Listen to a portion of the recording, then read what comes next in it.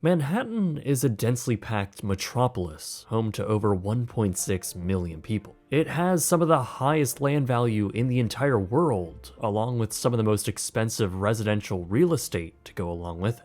So this would be the last place you would think to find an abandoned building, a skyscraper no less. But that's exactly what New York City is hiding in plain sight. On the southern side of the financial district, along the East River, is this, a 60-story ultra-luxury condo building that has sat abandoned since 2018. In fact, it first began construction all the way back in 2015, nearly a decade ago, and has since seen multiple serious controversies, lawsuits, and structural instability, now with the massive unfinished tower leaning. So let's find out how this whole mess came to be, and what will ultimately happen to one Seaport residence, better known by its address, 161 Maiden Lane.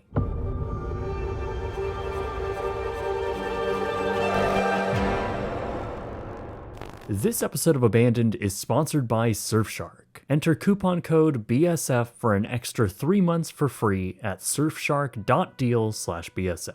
Through the 19th and 20th centuries, the south side of Lower Manhattan, built as a part of the island's infill expansion, had been home to various structures and businesses, many of them relating to the powerful shipping industries of the time. Though by the 1960s, much of that industry had disappeared, and other uses of the land were being proposed. In fact, over the years, large-scale projects were being put forward for the general site, like early concepts for the World Trade Center complex, as well as the Guggenheim Museum, which was designed by Frank Gehry. Instead, the area continued to develop over the decades after, seeing the financial district grow and evolve, along with the entire city. Residential real estate within Manhattan was skyrocketing and giving birth to ultra-luxury and ultra-valuable condo projects. 157, 432 Park Avenue, and Central Park Tower were some of the buildings springing up in Midtown near Central Park. But others, like 56 Leonard Street, 50 United Nations Plaza, along with 160 Leroy Street, were all in the works, and proving this luxury real estate would sell in other parts of the city. 161 Maiden Lane was a prime site for such a development. It was a relatively small parking lot in the Seaport area along the East River. It bordered South Street, giving it the closest possible buildable position to the river.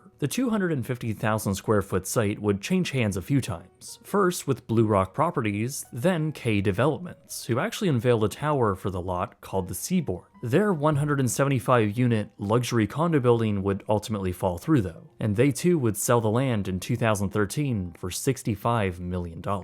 The developers who bought the site were called Fortis Property Group. They would ultimately sell the western half of their land to another developer, which would later build a commercial and hospitality building. Meanwhile, Fortis set out to develop their remaining 11,000 square foot plot of land. They unveiled One Seaport, a 670-foot tall tower comprised of nearly 60 stories, each with luxury finishes and floor-to-ceiling windows. It was touted as the first all-glass condo building in the area, with unique, picturesque views. But that also meant value would be steep, with square footage pricing coming in between $2,000 and $3,000 per square foot. And since most of the tower would only contain just 1 or 2 units per floor, the entire building would have just 80 units. The average listing price would be around $3.5 million, with the higher full floor plates coming in at over $7 million, and that 2-story top penthouse listed for $18 million. For these very exclusive owners, the tower would also have an extensive amenities floor complete with an indoor pool, as well as ground-level retail. Owners would even have access to book a complimentary yacht up to 3 times a week.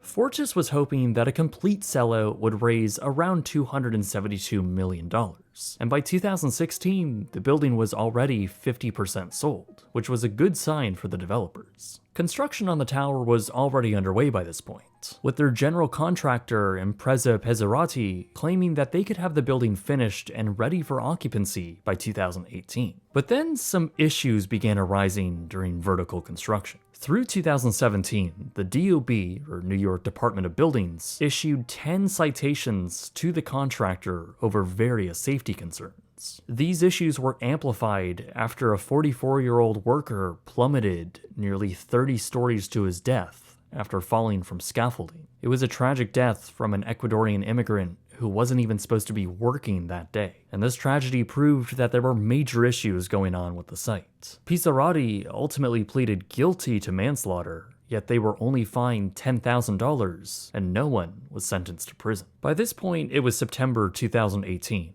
and the now rebranded Seaport residences were topping out. The final floors were now poured and the roof concrete was in place. But the problems persisted, as the DOB halted construction twice within a 2-week period due to netting being incorrectly installed. Another construction stop order came later that year as a concrete bucket hit the side of the building, spewing concrete all over the street, 350 feet below. Regardless of these stoppages, work was continuing on with the glass and exterior cladding on the lower levels. They were being fitted into place and slowly shaping out the slender tower. With the superstructure of the building now finished, by early 2019, the large crane attached to it was finally removed.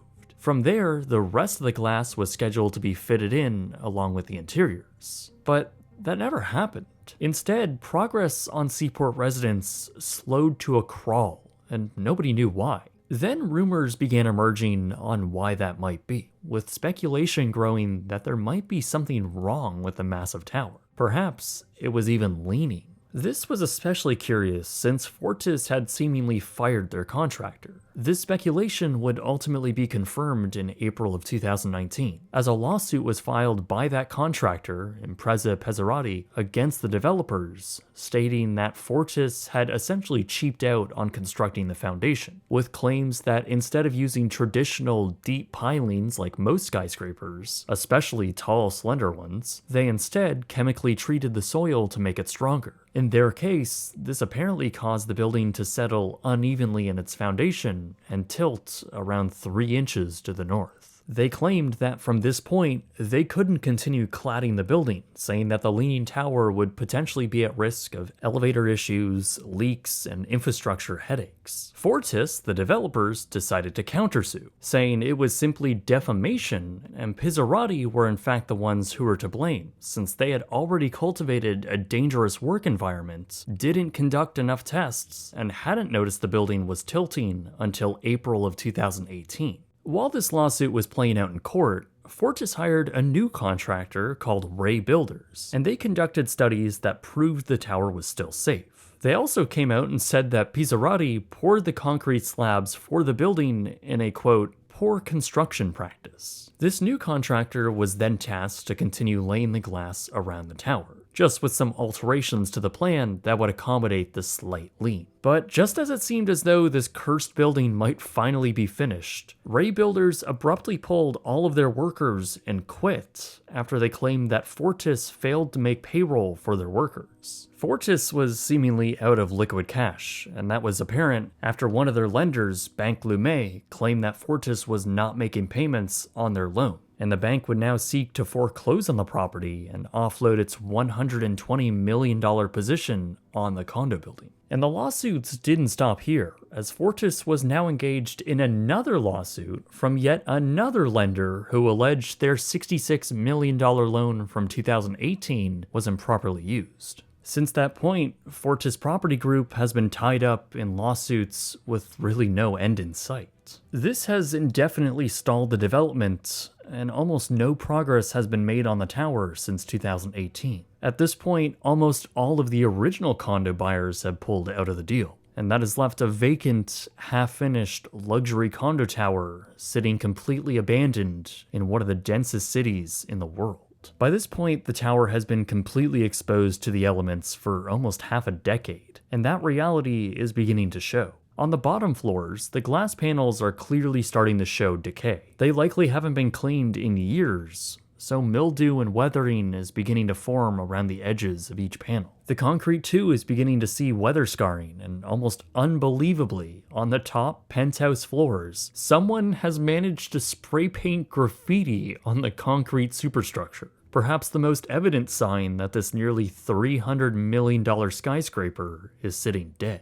At street level, well, the site really looks like any other construction project in New York, seemingly with no signs of the deep trouble and long-lasting limbo it has been in. Within, there isn't much sign of life, besides a lone fan on top of a folding chair and a screen with CCTV monitors. There is some activity around the exterior during the day, but obviously nowhere near what it would be if the tower was getting ready to be finished. As night falls, the tower is actually lit up, almost eerily so. But from this point on, what is going to happen to the tower? Well, according to the developers, the building is structurally safe with, quote, an alignment issue. But there has been no word on if they intend on fixing the lean and how that might be done. And this story might sound somewhat familiar, as another condo tower in San Francisco, called the Millennium Tower, has also encountered a similar issue, with its own tilt of nearly 30 inches. Unlike 161 Maiden, the Millennium Tower has been occupied for years, and there really is no other option but to fix the tower. And the results so far by adding underpinnings to help right the tower have not been conclusively successful yet, and it is proving to be extremely complicated and will likely cost over $100 million. But the thing is, we don't really know how bad the situation is with One Seaport, and there have been no comprehensive and detailed studies on it made public. But I think no matter what happens here, it will likely turn out to be a financially devastating situation. I could see it going either way. Either its tilting is deemed not a long-term threat to the building's structural integrity, and engineers in the city all agree that the lean will not get worse, thus allowing the building to get finished. But if that's the case, they might find it hard to sell units, almost certainly not making back its original investment, especially after all of the cost incurred post-stall. They might find that potential buyers will be hesitant to park their money in a unit in the tower, as there might be a chance that their investment could not see the same returns as other luxury units in the city. There might also be a perception that the condo board will be left holding the bag if problems do arise sometime in the future, and that's sort of what's happening with owners at the Millennium Tower in San Francisco right now. Plus, the longer the tower sits there, open to the harsh weather, the more expensive it's going to be to bring it back up to a state where it can be finished. But if the developers do opt to fix the tower, it may turn out to be too cost prohibitive to do so, and that might ultimately mean the tower would have to be demolished. A brand new ultra-luxury condo tower in Manhattan having to be demolished before it was ever occupied. That is insane. Really, all of the scenarios here are truly unbelievable for a modern-day luxury condo project, especially one in New York City with land this valuable. This was a colossal mistake, and it seems everyone involved wants to pass the blame around. And now, with years of cutting corners, poor management, missed payments, deep debt, and lawsuits, it's now a question of how much longer will this unfinished, abandoned condo tower stain the pristine skyline of New York City. Now, there were actually a few notable people tied up in this whole mess as private buyers of units, one of which being Frederick Eklund, a New York City real estate agent and TV star of the show $1 Million Listing. He not only bought a duplex in the building, but also represented listings at it, being one of the launch agents. Now, he is also presumably backed out of the building, but what I found interesting was that a lot of the early launch sales for the building was actually documented in the show $1 Million Listing. But when I went to go watch it here in Canada, I noticed that it wasn't on any streaming services that I use. That's why I'm really happy that Surfshark is sponsoring this video. With just one subscription, you can use their quick and easy app on an unlimited number of devices. You can even share it with your friends and family. There, you can switch to one of their 3,200 plus servers across 100 countries, including the UK, where $1 Million Listing is available there on Netflix. And I mean, there's countless examples of all types of media that are geo-locked in different countries, and this is especially helpful when you're traveling, so you can always change your IP address to wherever you want to be browsing. Plus, Surfshark gives you a whole host of added security features, which I absolutely love, along with 24/7 customer support. So if you want to try it out for yourself, you can go to surfshark.deal/BSF and use my special code BSF to get 3 extra months for free. Plus, if you find that they're not a perfect fit for you, you can always get a 30-day money-back guarantee. Anyway guys, my name is Jake, and thank you very much for watching.